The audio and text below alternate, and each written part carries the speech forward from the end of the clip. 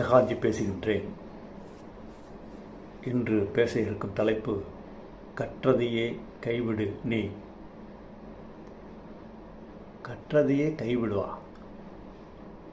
கற்றதை கைவிட்டால் எப்படி என்னால் இந்த வாழ்க்கையில் செயல்பட முடியும்?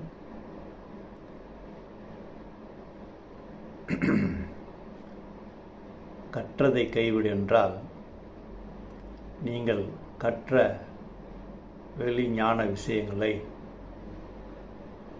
உங்களை ஆளுமைப்படுத்த விடாமல் தவிர்ப்பதுதான். அந்த முறைக்கு தான் கற்றதை கைவிட வேண்டுமென்று ஆன்மீகத்தில் சொல்கின்றார்கள். நீ கற்கும் விஷயங்களெல்லாம் ஆணவ மனதில் பதிந்து அந்த பதிவுகள் உன்னை ஆளுமைப்படுத்துகின்றன, உன்னை அடிமைப்படுத்துகின்றன.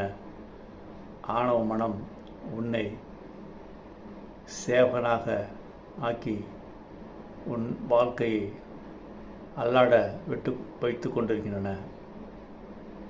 அந்த மனிதன் அந்த தாழ்ந்த நிலையிலிருந்து உயிர் தருவதற்காகத்தான் கற்றதையே கைவிடு என்ற ஞான உத்தியை ஞானமடைந்த ஞானிகள் வழங்கியிருக்கின்றார்கள்.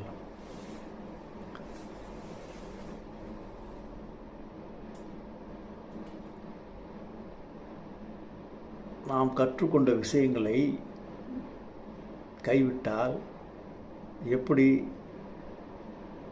என் வாழ்வில் செயல்பட முடியும்?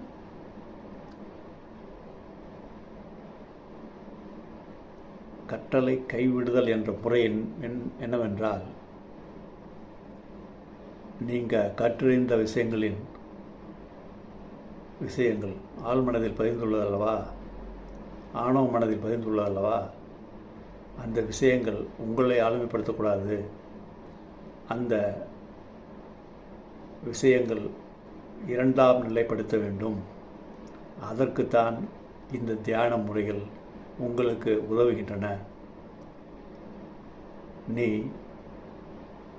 உனது உயிர்த்தன்மையாகிய ஆத்மாவின் குரல் கேட்டு